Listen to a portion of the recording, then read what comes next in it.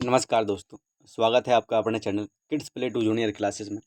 आज की इस क्लास में हम कवर करने वाले हैं कक्षा 6 के विज्ञान विषय के अंतर्गत चैप्टर 3 पदार्थों का पृथक्करण। तो चैप्टर 3 कक्षा 6 का जो चैप्टर 3 है विज्ञान विषय का पदार्थों का पृथक्करण, इसके बारे में हम अध्ययन करने वाले हैं। तो इसके अंतर्गत जो भी टॉपिक हम कवर करने वाले हैं वो कुछ इस प्रकार से है कि चाय की पत्तियों को जो चालनी तर छलनी होती है उसके द्वारा पृथक करना। आगे देखेंगे इसके अंतर्गत जो हम पढ़ने वाले हैं और हम पदार्थों को पृथक क्यों करते हैं इसके बारे में भी हम पढ़ेंगे। और पृथक्करण की जो अन्य विधियां हैं, हस्तचयन विधि, थ्रेसिंग विधि, और आगे जो इसके निष्पावन विधि है उसके बारे में भी, चालन विधि है, पृथक्करण की जो चालन विधि है उसके बारे में भी अध्ययन करेंगे। और अवसादन, निस्तारण तथा निस्यंदन जो विधियां हैं पृथक्करण की, उसके बारे में हम अध्ययन करने वाले हैं। आगे देखेंगे इसके ठीक आगे हम बाष्पन, जो पृथक्करण की बाष्पन विधि है उसके बारे में भी पढ़ेंगे।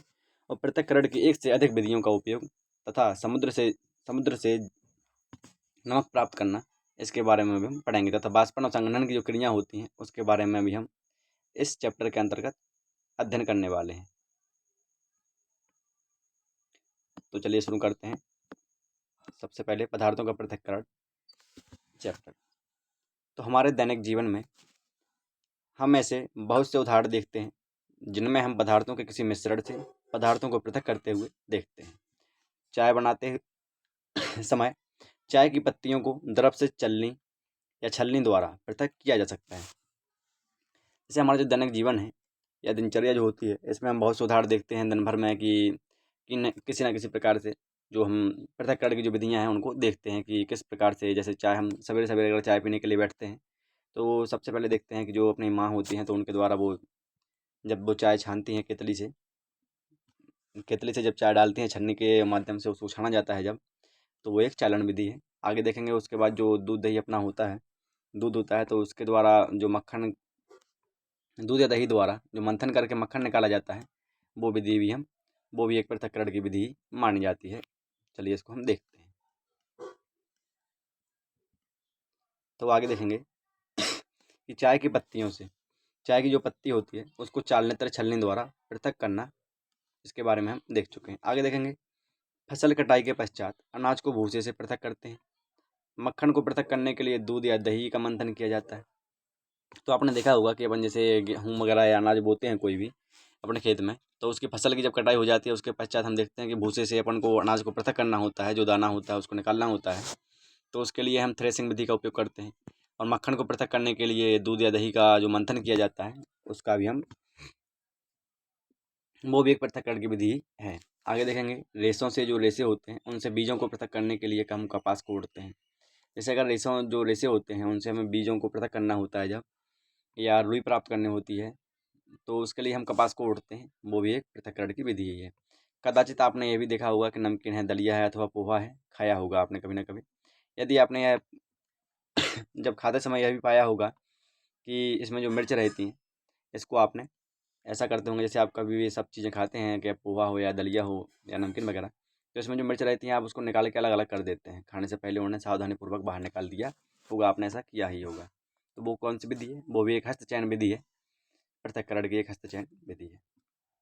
आगे देखेंगे, आप कल्पना कीजिए कि एक टोकरी में आम है और अमरूद भरे हुए हैं। एक ही टोकरी में आम और अमरूद भरे हुए हैं और आपसे इन्हें पृथक करने के लिए कहा जाए, पृथक करने के लिए अर्थात अलग करने के लिए कहा जाए, तो आप क्या करेंगे?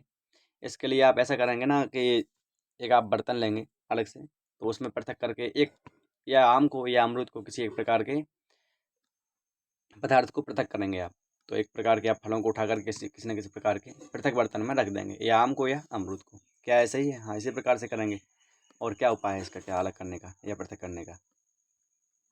आगे देखते हैं, जो दूध या दही का जो मंथन करके मक्खन निकाला जाता है, ये कौन सी विधि है? ये पृथक्करण विधि आप देख रहे होंगे। जो इसमें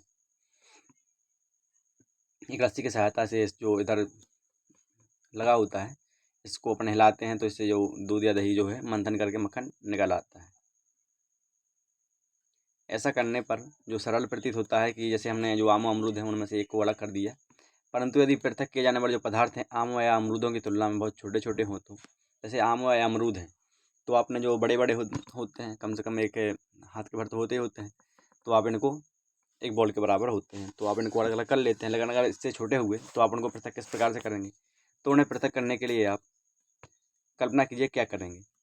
यदि आपको रेत और नमक के मिश्रण से भरा कोई गिलास दे दिया जाए, तो मिश्रण से रेत के कणों को हाथ से बीन कर पृथक करने की सोचना भी असंभव है। यदि आपसे बोल दिया जाए कि एक उसी में रेत मिला दी जाए और नमक का मिश्रण कर दिया जाए, रेत और नमक का, और एक गिलास भर दिया जाए, और फिर आपसे बोला जाए कि मिश्रण से रेत को अलग कर दो या फिर नमक के दानों को, कणों को अलग कर दो हाथ से बीन करके, तो आप कर पाएंगे? नहीं, ये तो व्यर्थ ही है। इस प्रकार का कार्य हम नहीं कर पाएंगे, हाथ से हो या किसी प्रकार से। तो आगे देखते हैं। परंतु पहली नाम की जो लड़की है, वो यह जानना चाहती है कि ऐसे पदार्थों को पृथक करने की हमें आवश्यकता ही क्यों होती है। अर्थात पहले यह जानना चाह रही है कि जो पदार्थ हैं इसमें से एक जैसे अनाज हुआ, तो उसमें से हमें एक पदार्थों को पृथक क्यों करना पड़ता है। जैसे अनाज में क्या होगा, भूसी होगी या फिर कटा हुआ दाना होगा। अगर वो नहीं हुआ तो फिर उसमें कंकड़ वगैरह या पत्थर होंगे छोटे छोटे से, तो उनको अलग करना पड़ता है। तो हम इसमें अलग करने की आवश्यकता क्यों होती है हमें ऐसे पदार्थों को? तो हम अलग इसलिए करते हैं कि ताकि उनका उपयोग किया जा सके, उपयोग हेतु। तो उसमें जो हानिकारक या अनुपयोगी जो पदार्थ होते हैं उनको या कणों को उनके निकाल के बाहर कर देते हैं, इसलिए हमें इसको पृथक करने की आवश्यकता पड़ती है। तो आगे देखते हैं कि आप प्रत्येक, पहले हम इस चार्ट को देख लेते हैं, हम पदार्थों को पृथक करते क्यों हैं। तो हम पदार्थों को पृथक इसलिए करते हैं, जो पृथक्करण उपक्रम है वो कुछ इस प्रकार से है, और उद्देश्य जिसके लिए हम पृथक्करण करते हैं, क्या उद्देश्य रहता है, और पृथक्कृत जो अवयव होते हैं उनका हम क्या करते हैं। तो देखते हैं, जैसे चावल है, चावल से हम पत्थरों को अलग करते हैं, पृथक करते हैं। तो उसका उद्देश्य क्या है कि किस लिए हम पृथक करते हैं चावल से पत्थरों को? तो दो भिन्न परंतु उपयोगी पदार्थों को पृथक करना। तो चावल हमारे लिए उपयोगी है तो इसको पृथक करना है। हानिकारक पदार्थ जो है पत्थर, अगर पत्थर हम खा लेंगे चावल के साथ तो हमारे लिए हानिकारक होगा, तो इसलिए इसको अलग करना होता है उपयोगी पदार्थ को हानिकारक पदार्थों से। और जो अवयव हमने अलग किया है पदार्थ, जैसे हमें अनुपयोगी था इसमें पत्थर, तो इसको हम क्या करेंगे, इसका यह एक ठोस अवयव है इसलिए इसको हम फेंक देंगे। इसका हमारे लिए क्या उपयोग है?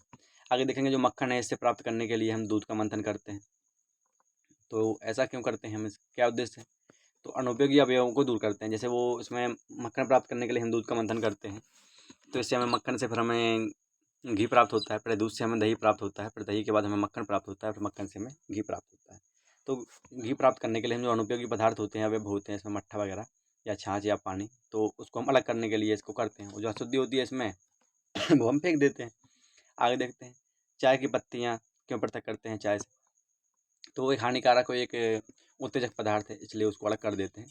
अथवा अशुद्धियों को दूर करना पड़ता है। आप चाय के साथ ऐसा तो होगा नहीं कि आप चाय की पत्ती भी पी जाएँ, तो वो हानिकारक जो अवयव हैं उसको अलग कर देते हैं, इसलिए दोनों का उपयोग हम कर सकते हैं।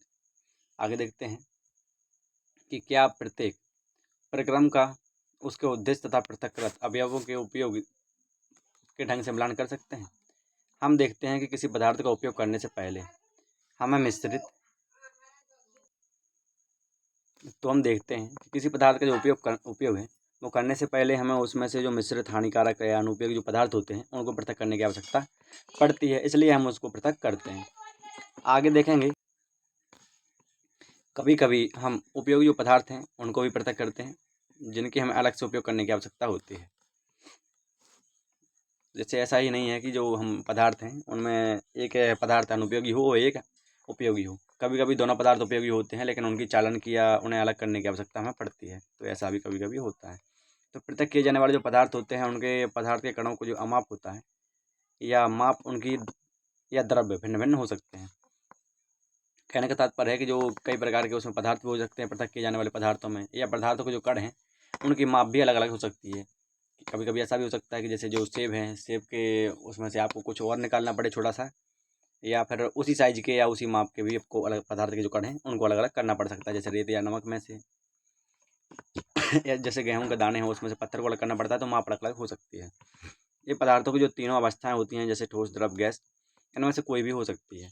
इसलिए हम किन्हीं पदार्थों के ऐसे मिश्रण का पृथक्करण कैसे करते हैं जिनके गुणधर्मों में अत्यधिक भिन्नता होती है। तो कहने का तात्पर्य है कि यह जानना चाह रहे हैं वो लोग कि हम ऐसे पदार्थों के ऐसे मिश्रण का पृथक्करण कैसे करेंगे जिनके गुणधर्मों में अत्यधिक भिन्नता होती है। जैसे जैसे नमक और रेत है, तो ऐसे पदार्थों का हम कैसे अलग करेंगे, इसको किस प्रकार से? या जैसे हम इनको तो अलग कर लेते हैं, सेब और अभी अमरूद की बात हुई थी, तो इसको तो हम अलग कर लेंगे, ठीक है। लेकिन अब रेत और नमक को अलग नहीं कर पाएंगे, तो इसके लिए पृथक्करण कैसे करते हैं देखते हैं। तो आगे देखते हैं पृथक्करण की कुछ विधियाँ कि हम किस प्रकार से पदार्थों को अलग करते हैं। तो अब हम पदार्थों के पृथक्करण की कुछ साधारण विधियों का उल्लेख करेंगे। इनमें से कई विधियों का उपयोग जो है आपने दैनिक क्रियाकलापों में किया होगा या देखा होगा। तो सबसे पहली विधि जो है पृथक्करण की, वो है हस्तचयन विधि। इसमें क्रियाकलाप 2 के माध्यम से हम देखेंगे, जो दुकान से आप जैसे एक अनाज खरीद के लाते हैं या अनाज का एक पैकेट खरीद के लाते हैं। अब आप अनाज जो है उसको कागज़ की एक शीट पर फैला लीजिए। क्या आप कागज़ पर एक ही प्रकार के अन्न कण पाते हैं? तो क्या इसमें पत्थर के टुकड़े या भूसी या टूटे हुए अन्न कण तथा अन्न खाद कण हैं? हाँ, होंगे। जैसे आप भी अनाज का पैकेट लाएंगे तो इसमें इतना शुद्धिकरण नहीं होता है कि आप जैसे उसको बिल्कुल अनाज के ही दाने मिलें या गेहूं के ही दाने मिलें।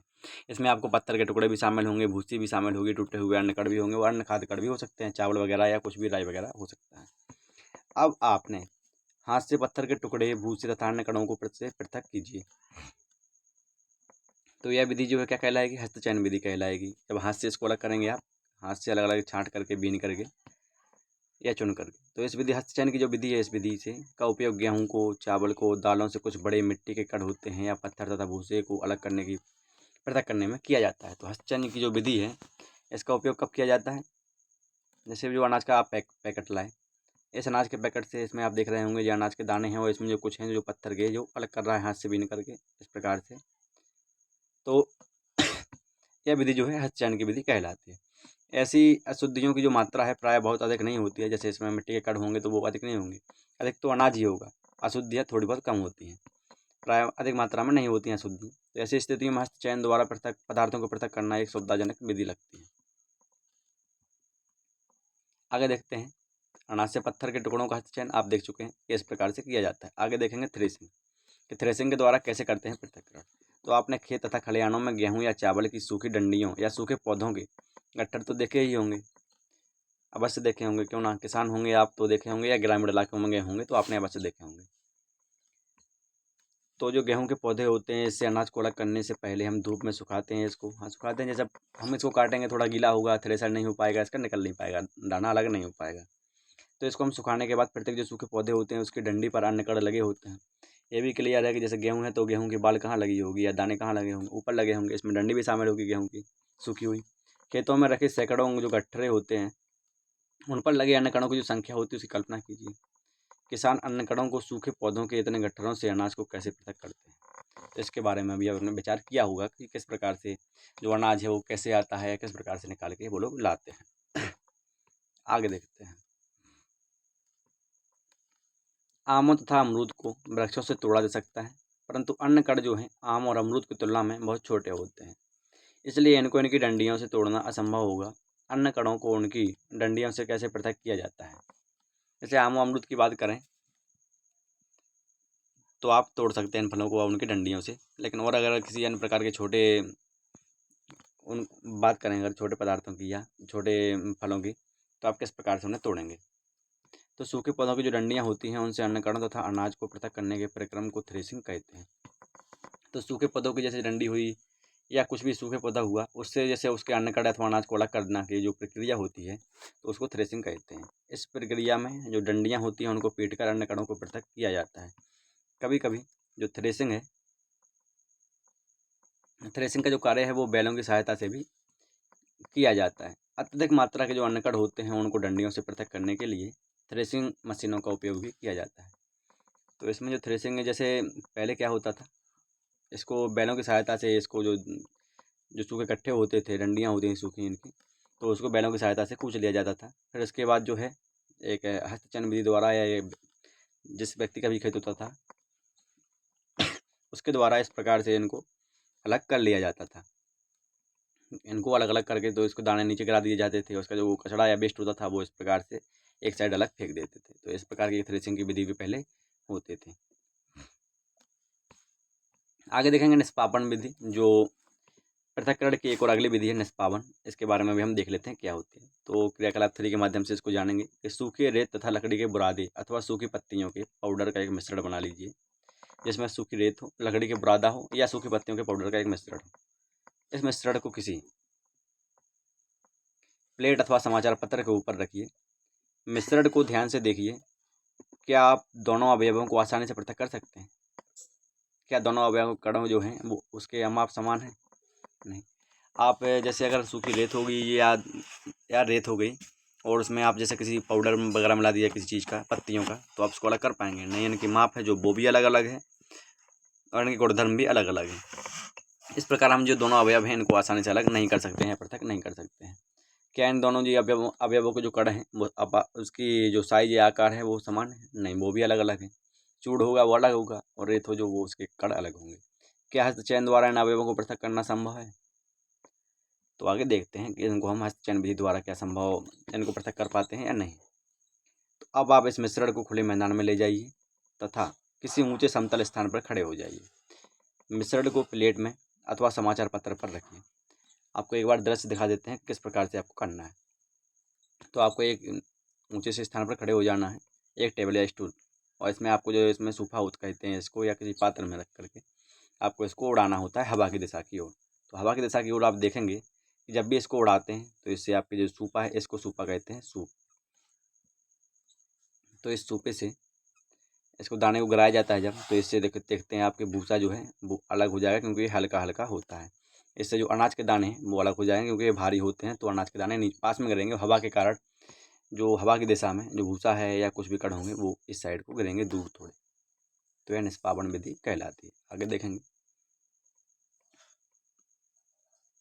अब आप मिश्रण को खुले मैदान में ले जाइए और किसी मिश्रण को प्लेट में अथवा समाचार पत्र पर रखिए। जिस प्लेट अथवा समाचार पत्र पर मिश्रण रखा है उसे पकड़कर हवा में कंधे की ऊंचाई तक ले जाकर थोड़ा सा टेढ़ा कीजिए ताकि मिश्रण धीरे धीरे नीचे फिसले। तो जो सूफा है ऐसा नहीं होगा कि आप जैसे ऊपर कर टेबल पर चढ़ गए और उसके बाद आपने सीधा का सीधा उड़ेल दिया ऊपर से हवा की दिशा में, अपने आप सब अलग हो जाएगा। नहीं, इसको थोड़े थोड़े और धीरे धीरे बिल्कुल आराम से आपको थोड़ा थोड़ा फिसलाना है इसमें से अनाज को, तभी अलग होगा हवा की दिशा में भूसा है सब कुछ। क्या होता है, क्या दोनों अवयव रेत एवं बुरादा या सूखी पत्तियों का जो पाउडर है एक स्थान पर गिरते हैं? नहीं, ऐसा नहीं होगा। जो भारी वजन का जो अवयव होगा रेत होगा तो वो एक नीचे गिरेगा पास में, और जो बुरादा होगा या सूखी पत्तियों का जो पाउडर होगा वो हवा की दिशा में उड़ जाएगा, जाके थोड़ी दूर आगे गिरेगा। क्या कोई अवयव ऐसा है जो वायु द्वारा दूर उड़कर गिरता है? हाँ, ऐसा है। सूखी पत्तियों का पाउडर होगा या बुरादा होगा लकड़ी का, वो गिरेगा दूर। क्या वायु मिश्रण के दोनों अवयवों को पृथक करने में सफल हुई? हाँ, हुई है। वायु मिश्रण के दोनों अवयवों को पृथक करने में सफल है। किसी मिश्रण के जो अवयव हैं इस प्रकार पृथक करने की जो विधि होती है निष्पावन विधि कहलाती है। तो आप देख पा रहे होंगे कि जो कि हवा की दिशा में जो वायु के झोंकों द्वारा जो हल्के अवयव होते हैं उनको मिश्रण से या भारी तथा हल्के अवयवों को पृथक करने में जो उपयोग किया जाता है वो विधि क्या कहलाती है? निष्पावन विधि कहलाती है। तो निष्पावन का जो उपयोग है पवनों तथा वायु के झोंकों द्वारा मिश्रण से भारी तथा हल्के अवयवों को पृथक करने में किया जाता है। तो निष्पावन विधि का क्या उपयोग है? इस विधि का उपयोग पवन अथवा वायु के झोंकों द्वारा जो इसकी दिशा में मिश्रण से भारी तथा हल्के अवयवों को पृथक करने में किया जाता है। साधारणतः किसान इस विधि का उपयोग जो है हल्के भूसे को भारी अन्य कणों से पृथक करने के लिए करते हैं। हाँ, होता है। आप अगर ग्रामीण इलाके से होंगे तो आप इससे ज़रूर परिचित होंगे कि आप की जो माँ होती हैं या आपके परिवार का कोई सदस्य होता है तो वह जब भी आटा गेहूँ जब पिसाने के लिए जाते हैं आटे के लिए, तो चक्की पर जाने से पहले वो उसको एक नुकाते हैं, उनको शोधन करते हैं। तो शोधन इसी प्रकार से करते हैं ताकि उसमें कोई कंकड़ पत्थर ना हो। आगे देखते हैं। जो भूसे के हल्के कण हैं वो पवन के साथ उड़कर दूर एकत्र हो जाते हैं, जबकि भारी अन्य कण पृथक होकर निष्पावन प्लेटफार्म के निकट एक ढेर बना लेते हैं। अलग हुए भूसे को पशुओं के चारे सहित अन्य कई प्रयोजनों में प्रयोग किया जाता है। जो अलग हुआ भूसा है वो भी एक प्रकार का उपयोगी साधन है। तो इसका हम क्या करते हैं भूसे का, तो आपने देखा होगा जो आपके पशु होंगे आपके खेना में, तो आप उस उधर जा करके पशुओं के चारे के लिए इसका उपयोग कर सकते हैं। आगे देखेंगे चालन। जो पृथक्करण की अगली विधि है वो है चालन। तो इसके बारे में भी हम जान लेते हैं क्या होता है चालन। तो कभी कभी हम आटे से व्यंजन बनाने की जो इच्छा होती है हमें इसमें उपस्थित चौकर तथा अन्य अशुद्धियों को पृथक करने की आवश्यकता भी पड़ती है। तो अब हम क्या करते हैं, तो इसके लिए हम चलनी या छन्नी का उपयोग करते हैं तथा उसमें से आटा डालते हैं। तो ये भी एक चालन विधि है। चालन विधि इस प्रकार से हाथ अपने हाथों से छन्नी को पकड़ेंगे और छन्नी को पकड़ने के बाद इसको थोड़ा थोड़ा हिलाएंगे डुलाएंगे, तो इससे आपका जो है मोटा मोटा जो दाना होगा या कड़ होगा वो इसी छन्नी में रह जाएगा, और जो बारीक दाना होगा वो इसमें से नीचे गिर जाएगा। एक पात्र में आप छान लें। तो इस प्रकार की ये विधि चालन कहलाती है। तो आटे के जो छोटे कण होते हैं वो चलनी के छिद्रों द्वारा निकल जाते हैं, जबकि बड़ी अशुद्धियाँ जो होती हैं चलनी में रह जाती हैं। प्राय आटे की मिल में गेहूँ को पीसने से पहले पत्थरों तथा भूसे जैसी अशुद्धियों को हटाया जाता है। तो हम पहले बता चुके हैं, चाहे आटे की मिल हो या आपका घर का पिसा हुआ गेहूँ हो, तो उसको पीसने से पहले यही किया जाता है, जो पत्थर होते हैं या भूसे होती हैं उन जैसी अशुद्धियों को हटाया जाता है। साधारणतः गेहूँ की बोरी को एक तिरछी चलनी पर डाला जाता है। चाड़न द्वारा पत्थर, डंडियाँ तथा जो भूसा होता है, डंडियाँ कहने का मतलब अर्थात सिटिंगियाँ वगैरह आपने देखी होंगी, ऐसा कुछ रहता है। तो भूसा जो निष्पावन तथा थ्रेसिंग के बाद गेहूँ में रह जाते हैं, तो उसको दूर किया जाता है इस प्रकार के द्वारा, चालन विधि के द्वारा। तो आपने देखा होगा थ्रेसिंग जो होती है, थ्रेसिंग के समय ऐसा तो हो जाता है, डंडियों से दाने निकल आते हैं अलग अलग अनाज के कण, लेकिन उसमें थोड़ा बहुत अशुद्धि रह जाती है, जैसे भूसा हुआ, पत्थर के छोटे छोटे कण या मिट्टी के कण आ जाते हैं। तो आपने इसी प्रकार के बड़े बड़े चालनों को भवन निर्माण वाले स्थानों पर रेत से कंकड़ तथा पत्थर पृथक करने के लिए उपयोग में लाते हुए भी देखा होगा। तो आपने जो चलने के लिए चालन विधि जो है, इसके दो उदाहरण हैं। एक तो आपने आटा चालते हुए देखा होगा घर में, या शोधन करते हुए देखा होगा गेहूँ का, और या आपने देखा होगा जो बड़े बड़े जैसे मकान बनता है, कहीं भवन निर्माण होता है, तो उधर जो रेत छानी जाती है, चाली जाती है, तो उससे कंकड़ पत्थर किस प्रकार अलग किए जाते हैं, इसी प्रकार के अलग किए जाते हैं रेत को। तो आप देख पाएंगे इस प्रकार से अलग करते हैं चालन विधि के द्वारा। कंकड़ तथा जो पत्थर होते हैं उनको रेत से पृथक किया जाता है। जो रेत होती है इस प्रकार से एक एक तसला कर करके इसको डालते हैं इसमें, और इसको इस चालन विधि के द्वारा इसमें इससे नीचे खिसकाते जाते हैं, तो इसमें से जो बारीक दाना होता है वो निकल जाता है, कंकड़ पत्थर वगैरह इधर के इधर रह जाते हैं इसमें ऊपर। तो इस प्रकार से यह विधि जो होती है वो चालन विधि कहलाती है। आगे देखें क्रियाकलाप को।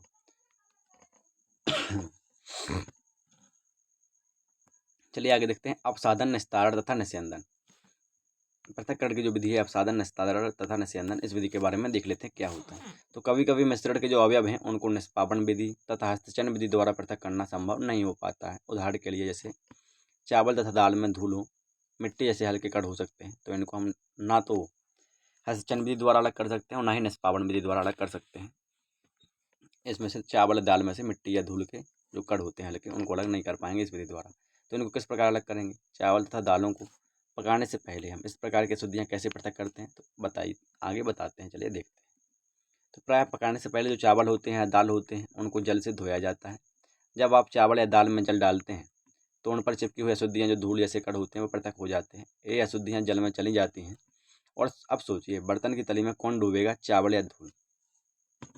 तो इसमें से जो धूल होगा वो आपका ऊपर आ जाएगा और जो चावल होंगे वो नीचे बैठे रहेंगे पानी में। तो क्यों, क्या आपने देखा है कि जो बर्तन को थोड़ा सा टेढ़ा करके जल को बाहर गिराया जाता है, तो मिश्रण में जो जल मिलाने पर जो भारी अवयव होते हैं वो नीचे तली में बैठ जाते हैं।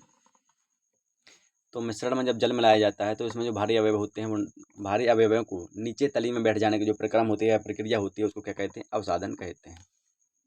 तो इसको किस प्रकार अलग करते हैं अवसाधन विधि? जैसे आपने एक पात्र लिया, पानी से भरा हुआ गिलास ले लिया, इसमें आपने चावल डाले या कुछ भी डाला, तो इसमें से जो धूल या मिट्टी के कण होंगे वो आपके ऊपर आ जाएंगे, और जो भारी वजन होगी इसमें वो आपकी अलग हो जाएगी।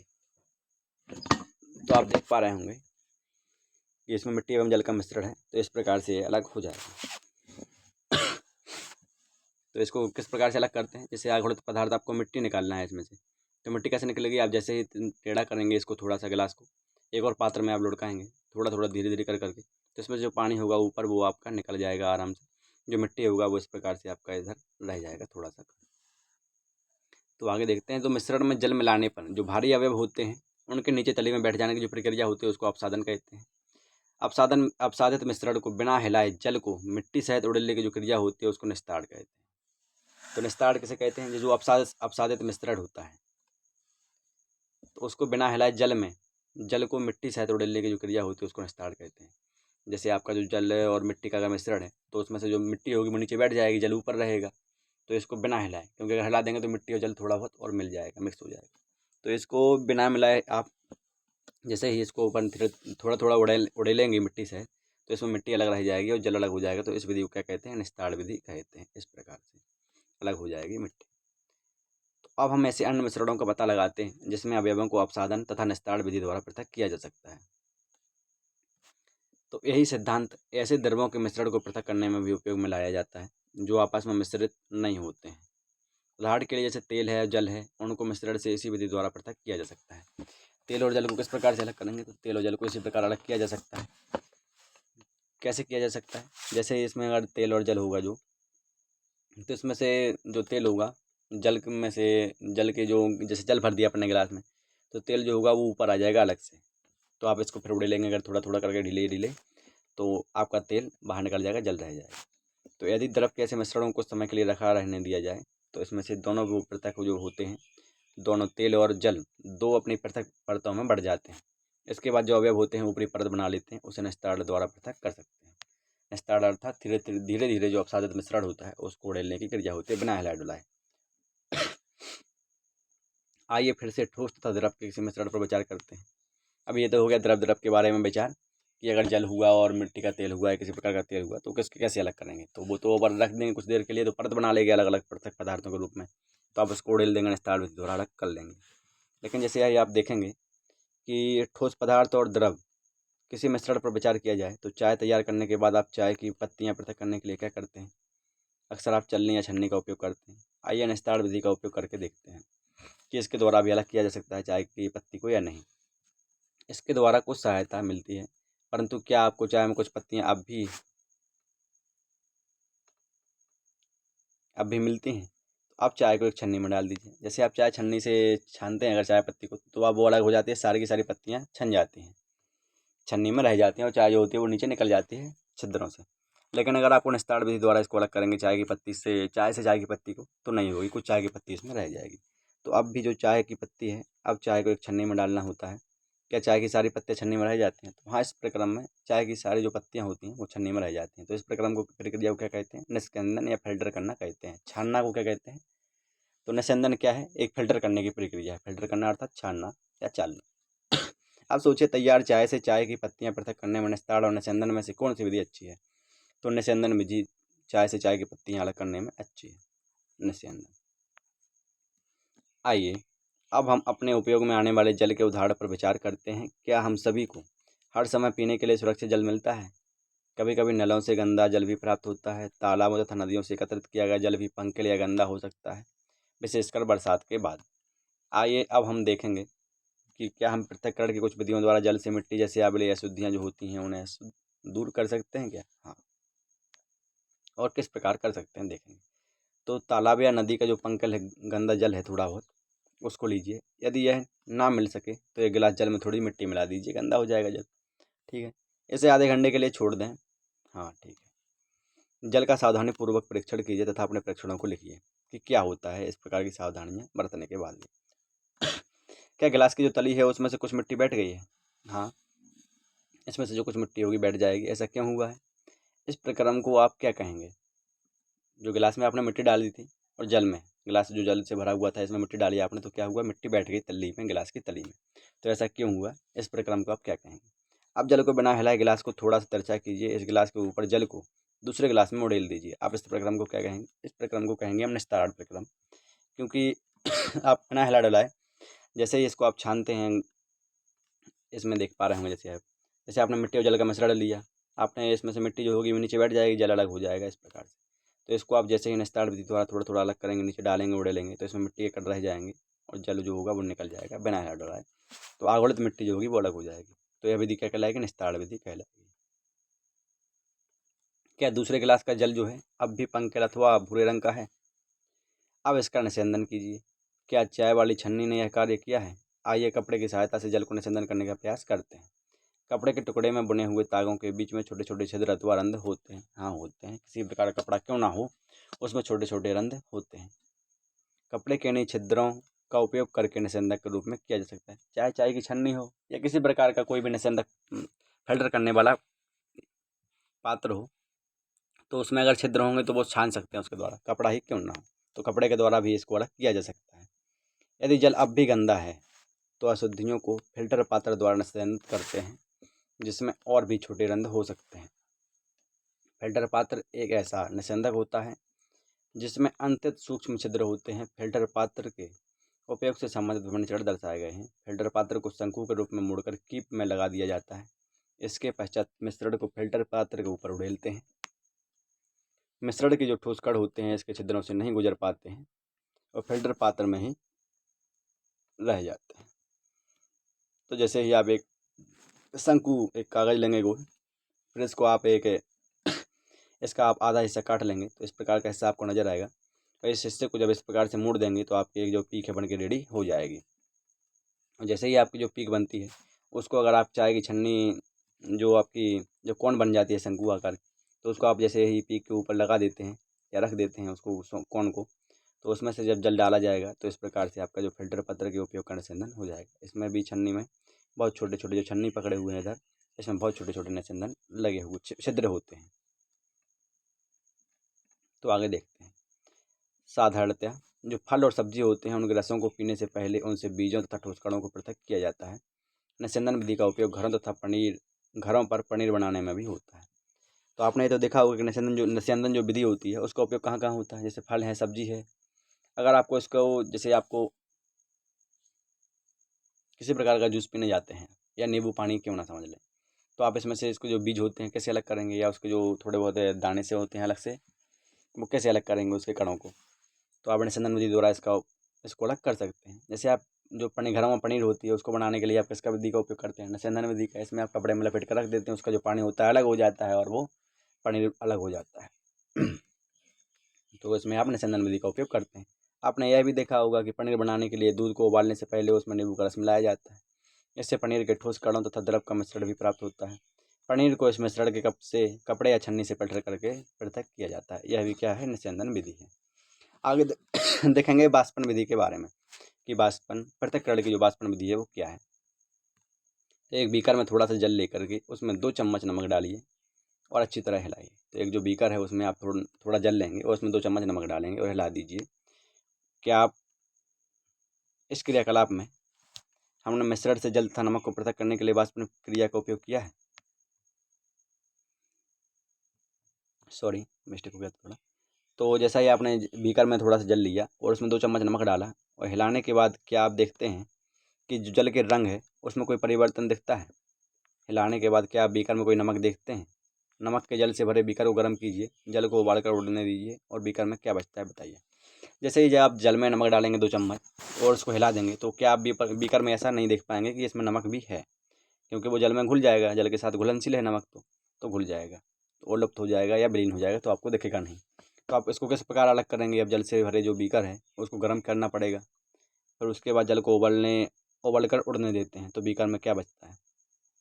तो इसमें से जो नमक युक्त जल है उससे भरे पात्र को गर्म करना पड़ता है। इस प्रकार से स्टैंड पर रख करके आपको इसको छन्नी हो उसकी, इस पर आप पात्र को रख देंगे तो इससे जो जल है वो गर्म होगा और वाष्पन विधि द्वारा इससे कुछ वाष्प उड़ेगी जब भी इसको हीट करेंगे तब। तो आगे देखते हैं। इस क्रियाकलाप में हमने मिश्रण से जल तथा नमक को मिश्रण करने के लिए जो वाष्पन की प्रक्रिया का उपयोग किया है। तो वाष्पन प्रक्रिया क्या कहलाती है। जल को उसके वाष्प में परिवर्तन करने की क्रिया जो होती है वो वाष्पन कहते हैं उसे। जहाँ पर जल होता है वाष्पन की प्रक्रिया निरंतर होती रहती है। तो वाष्पन प्रक्रिया क्या होती है, जल को उसके वाष्प में परिवर्तित करने की क्रिया को, वाष्प या भाप में परिवर्तित करने की क्रिया को वाष्पन कहते हैं। जहाँ पर जल होता है वहाँ वाष्पन की प्रक्रिया निरंतर होती रहती है। आपने तालाब में, समुद्र में या नहर आदि, नदी में आदि में देखा होगा कि वहाँ पर ऐसा होता रहता है कि उसमें से कुछ भाप या वाष्प निकलती रहती है हमेशा। तो आप देखते होंगे क्या हो रहा है, ऐसा ही कुछ होता है। तो आपके विचार में नमक कहाँ से आता है। समुद्र के जल में अत्यधिक मात्रा में लवण मिश्रित होते हैं। इन लवणों में से एक लवण साधारण नमक है। जब समुद्र के जल को बड़े बड़े उथले गड्ढों में भरकर छोड़ दिया जाता है तो सूर्य के प्रकाश से जल गर्म होकर वाष्पन द्वारा धीरे धीरे वाष्प में बदलने लगता है। कुछ समय बाद सारा जल वाष्पित हो जाता है तथा ठोस लवण नीचे बच जाते हैं। तत्पश्चात इन लवणों के मिश्रण का शोधन करके साधारण नमक प्राप्त किया जाता है। तो आपने कभी ये विचार तो किया ही होगा कि नमक कहाँ से आता है या किस प्रकार प्राप्त किया जाता है। तो समुद्र का जो जल होता है उसके बारे में भी आपने देखा होगा कि समुद्र के जल में अत्यधिक प्रकार के लवण पाए जाते हैं। जैसे जो समुद्र है इसमें अनेक प्रकार के लवण पाए जाते हैं।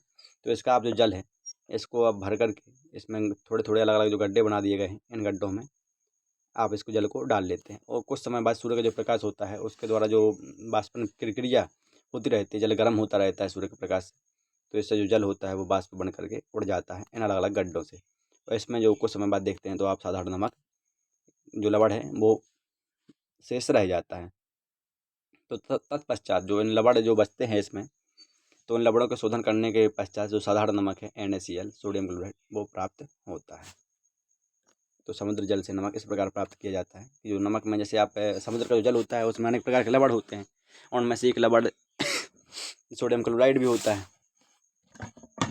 तो इस प्रकार उसको जो समुद्र का जल होता है उनको छोटे छोटे गड्ढों में भर लिया जाता है। इन गड्ढों में भरने के पश्चात आप देखते हैं कि जल की जो क्रिया है बाष्पन की वो सूर्य के प्रकाश से होती रहती है। तो इसमें जल का जो होता है वो उड़ जाता है बाष्प बन करके प्रत्येक गड्ढों से। इसमें जो है कुछ लवण शेष रह जाते हैं। तो इन लवणों का शोधन करने के बाद ही इसमें से जो सोडियम क्लोराइड है वो प्राप्त होता है, उसी को नमक कहते हैं। आगे देखेंगे पृथक्करण की एक से अधिक विधियों का उपयोग।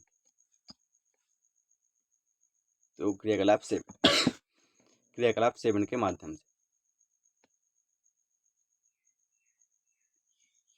तो रेत और नमक का मिश्रण लीजिए, इसे आप कैसे पृथक करेंगे रेत और नमक के मिश्रण को। तो हमने पहले भी देखा है कि हस्तचयन विधि द्वारा इसके पृथक्करण के लिए व्यवहारिक नहीं होगी। जो रेत और नमक का मिश्रण है इसको हम हस्तचयन विधि द्वारा अलग नहीं कर पाएंगे।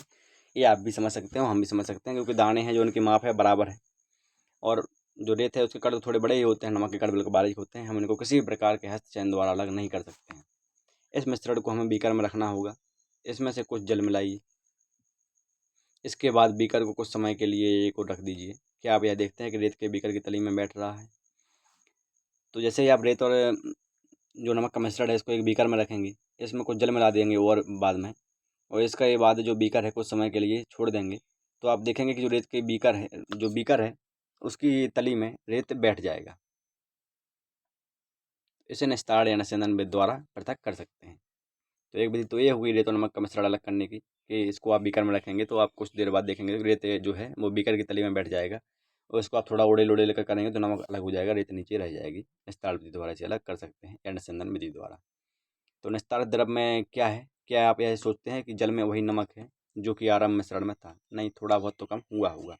अब इस निस्तारित जो द्रव है इससे नमक व जल को पृथक करना है। तो अब कैसे करेंगे? इस द्रव को किसी केतली में भर करके ढक्कन बंद करिए। आप कुछ समय तक केतली को गर्म कीजिए। क्या आप केतली की टोंटी से भाप निकलती देखते हैं? हाँ, जो निस्तारित जैसे द्रव है इसको आप अगर केतली में भर देंगे और केतली को कुछ समय के लिए इसे आग ज्वाला द्वारा गर्म करेंगे तो आप यह देखेंगे कि जो केतली है इसकी इससे भाप निकल रही होगी। क्यों ना निकलेगी? निकलेगी। तो एक धातु की प्लेट लीजिए जिस पर कुछ बर्फ़ के रखी हो। प्लेट को केतली की टोंटी के ठीक ऊपर पकड़िए, जैसे चित्र में दर्शाया गया। आप क्या देखते हैं? केतली के सारे जल को भाप में बदलने दीजिए।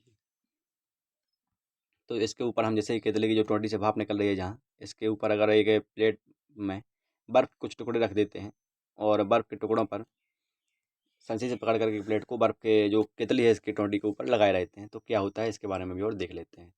तो जब भाप बर्फ़ से ठंडी हो की गई है तो प्लेट के संपर्क में आती है वो, तो वह संघनित होकर द्रव जल बन जाती है। प्लेट के नीचे से बूंद बूंद होकर नीचे गिरने वाला यह जल संघनन द्वारा भाप बना है। जल वाष्प से उसकी क्रिया द्रव अवस्था में परिवर्तन होने की इस क्रिया को संघनन कहते हैं। तो संघनन किसे कहते हैं इसके बारे में देख लेते हैं। तो जल जो वाष्प से जो जल वाष्प होती है उससे उसकी द्रव अवस्था में परिवर्तित होने की जो क्रिया होती है उसको संघनन कहते हैं। अर्थात जो ये भाप है, आपने देखा कि इसको गर्म किया, इससे आपकी भाप बनी, भाप बनकर उड़ने लगी। एक क्रिया क्या कहलाई? एक क्रिया कहलाई वाष्पन।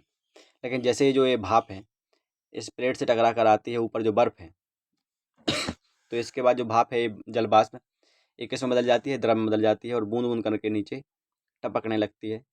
तो एक क्रिया क्या कहलाती है? जल वाष्प पुनः द्रव में परिवर्तित होने की जो क्रिया होती है जल वाष्प की वो कहलाती है संघनन।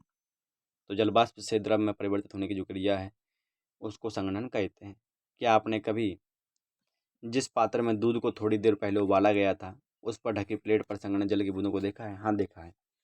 जैसे आप कोई भी तवेली या पतीली में आप दूध को जैसे उबालते हैं थोड़ी देर पहले और रख देते हैं उसको, तो उस पर ढकी जो प्लेट उसको अगर ढक के रखते हैं बिल्ली से बचाने के लिए, किसी प्रकार की धूल कण ना गिरे उससे बचाने के लिए, तो उस पर ढकी जो प्लेट होती है आपने उस पर देखा होगा कि संघनित कुछ जल की बूंदों को आपने देखा होगा। तो यह क्या है? तो जब यह सारा जल जो है वाष्पित हो जाता है तो फिर केतली में पीछे क्या छूट जाता है? तो यह क्रिया ही संघनन कहलाती है। तो आगे देखेंगे इस प्रकार हमने मिश्रण से नमक, रेत तथा जल को निस्तारण तथा निस्यंदन, वाष्पन तथा संघनन विधियों द्वारा सफलतापूर्वक पृथक कर लिया है।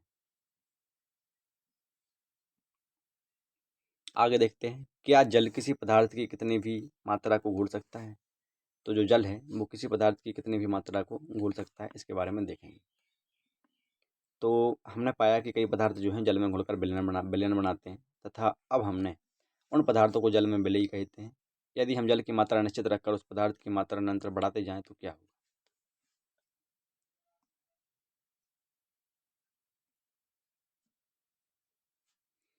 आगे देखते हैं संतृप्त विलयन के बारे में। तो संतृप्त विलयन क्या होता है? तो इस कार्य के लिए हमको एक बीकर अथवा एक गिलास, एक चम्मच और नमक जल की आवश्यकता होगी। तो आधा कप जल बीकर में उड़ेल लिए, एक चम्मच नमक इसमें डालकर तथा तब तक विडुलित कीजिए जब तक कि यह पूरी तरह घुल ना जाए। तो जो नमक और जल का जो मिश्रण है उसको आप जब तक बिलोड़ित कीजिए या हिलाइए तब तक यह पूरी तरह घुल ना जाए। अब फिर एक चम्मच नमक डालिए और भली भांति बिलोड़ित कीजिए। इसी प्रकार एक एक चम्मच करके नमक मिलाते जाइए और हिलाते जाइए, बिलोड़ित करते जाइए। तो कुछ चम्मच भर नमक मिलाने के बाद क्या आप यह पाते हैं कि कुछ आंवलेय नमक बच जाता है और बीकर की तली में बैठ जाता है? यदि हाँ, तो इसका अर्थ यह हुआ कि अब इस जल में अत्यधिक अधिक नमक नहीं घुल सकता। अब यह विलयन संतृप्त विलयन कहलाएगा। तो यहाँ एक संकेत है कि जो यह बताता है कि उस समय संभवतः क्या गलत हुआ जब पहेली ने रेत में नमक को घोला था। तो जब भी आप इसमें जैसे देखा कि आप एक जो पात्र लिया, आपने इसमें जल भर दिया, उसमें नमक को जब मिलाते गए, फिर थोड़ा और मिलाया, फिर थोड़ा और मिलाया, तो आप इसमें देखेंगे कुछ देर बाद, जब तक थोड़ी देर तक तो घुलता जाएगा, लेकिन जब जल से अधिक मात्रा आपकी नमक की हो जाएगी तो वो नहीं घुलेगा, तली में बैठ जाएगा नमक। तो नमक को जल में नहीं घुल पाएंगे फिर हम। तो यह विलयन क्या कहलाएगा? संतृप्त विलयन कहलाएगा। जल में अधिक नमक नहीं घुल सकता इसके बाद, क्योंकि इसमें जो नमक है वो अधिक मात्रा में हो चुका है, जल कम मात्रा में, तब यह विलयन क्या कहलाएगा? संतृप्त विलयन कहलाएगा।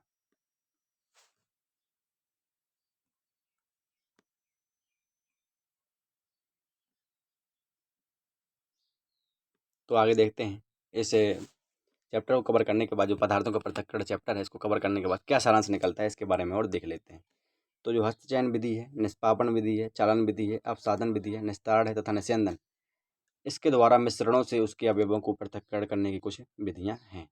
आगे देखेंगे, अनाज से भूसा और पत्थरों को हस्तचयन विधि द्वारा पृथक किया जा सकता है। भूसा अनाज के भारी बीजों से निष्पावन विधि द्वारा पृथक किया जा सकता है। जैसे अनाज के जो भारी बीज हैं उसके द्वारा, उससे अगर भूसे को अलग करना हुआ तो किस विधि द्वारा अलग करेंगे? निष्पावन विधि द्वारा। यदि अनाज से भूसा और पत्थरों को हस्तचयन विधि द्वारा तो अलग कर ही सकते हैं, क्योंकि आसान विधि है, लेकिन इसमें बहुत समय लगता है। आगे देखेंगे, किसी मिश्रण के जो कणों की जो माप है, मतलब माप में अंतर है, तो उसका उपयोग चालन तथा निस्यंदन प्रक्रियाओं द्वारा पृथक्करण किया जा सकता है। आगे कहने का मतलब ये है कि किसी प्रकार का जो मिश्रण है उसमें जो कण मिले हुए हैं उनकी अगर जो माप है या आकार है वो अलग अलग है, तो उसको हम किस विधि द्वारा अलग करेंगे? उसको हम चालन विधि द्वारा या निस्यंदन विधि द्वारा अलग करेंगे। क्योंकि जो छोटे कण होंगे वो जो चालन के द्वारा जो छन्नी है उसके द्वारा अलग हो जाएंगे, क्योंकि जो छिद्र होंगे उसमें से बारीक बारीक कण नीचे निकल जाएंगे और भारी कण और जो थोड़े बड़े कण होंगे वो उसमें छलनी में रह जाएंगे। तो इसको चालन और निस्यंदन प्रक्रियाओं द्वारा अलग कर सकते हैं। आगे देखेंगे, जो रेत और जल का मिश्रण है उसमें से रेत के भारी कण जो हैं वो तली में बैठ जाते हैं और निस्तारण की जो विधि है उसके द्वारा जल को पृथक किया जा सकता है। तो रेत और जल के मिश्रण से जो जल को अलग करने की जो विधि होती है वो कैसे अलग किया जा सकता है? निस्तारण की विधि द्वारा।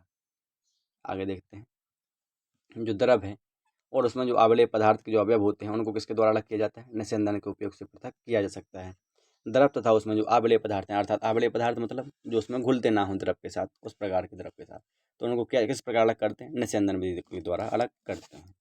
आगे देखते हैं, किसी द्रव को उसी वाष्प में परिवर्तित करने की जो प्रक्रिया होती है उसको क्या कहते हैं? वाष्पन कहते हैं। जैसे किसी प्रकार का जो द्रव है उस द्रव को उसी वाष्प में परिवर्तित करने की जो प्रक्रिया होगी उसको कहेंगे वाष्पन। तो द्रव के वाष्प में बदलने की क्रिया को कहते हैं वाष्पन। वाष्पन की विधि का उपयोग द्रव में घुले ठोस को पृथक करने में किया जाता है। तो वाष्पन विधि का उपयोग किस लिए किया जाता है? जैसे कोई द्रव है उसमें जो ठोस पदार्थ घुला हुआ है तो उसको पृथक करने के लिए किया जाता है वाष्पन विधि का उपयोग। आगे देखेंगे, जिस विलयन में कोई पदार्थ और अधिक ना घुल सके उस पदार्थ का वह संतृप्त विलयन होता है। जैसे किसी प्रकार कोई विलयन है, अगर उस विलयन में कोई और पदार्थ अधिक मात्रा में ना घुल सके तो उस पदार्थ का वह संतृप्त विलयन कहलाता है। आगे देखेंगे, किसी पदार्थ के विलयन को गर्म करने पर उसमें और अधिक पदार्थ घोला जा सकता है, इस प्रकार का हमें निष्कर्ष निकलता है। कि यदि किसी पदार्थ का कोई विलयन है, उसको हम गर्म करते हैं तो उसमें और अधिक पदार्थ घोला जा सकता है। जल जो है वो विलेय पदार्थों की विभिन्न मात्राओं को घोलता है। तो इस प्रकार का निष्कर्ष भी निकलता है, जल जो है वो विलेय पदार्थों की विभिन्न प्रकार की मात्राओं को घोल लेता है। जो विलेय पदार्थ होंगे जल के साथ उनकी विभिन्न प्रकार की मात्राओं को घोल सकता है। तो इसी के साथ आज का जो अपना टॉपिक था कक्षा 6 के विज्ञान विषय के अंतर्गत चैप्टर 3 पदार्थों का पृथक्करण वो समाप्त होता है। तो ऐसे ही कक्षा 6, कक्षा 7, कक्षा 8 और 9th, 10th, 11th और 12th के सभी विषयों के सभी टॉपिक वाइज एवं चैप्टर वाइज क्लासेस कवर करने के लिए चैनल पर बने रहें एवं जिन्होंने अभी तक चैनल को सब्सक्राइब नहीं किया है प्लीज़ चैनल को सब्सक्राइब कर लें, ताकि चैनल से जुड़ी हुई जो प्रत्येक वीडियो है या जो इन क्लासों से संबंधित जो प्रत्येक वीडियो है आपको जल्द से जल्द मिल सके। तब तक के लिए थैंक यू, वेलकम। तो चलिए मिलते हैं अगली क्लास में एक और अगले नए टॉपिक के साथ।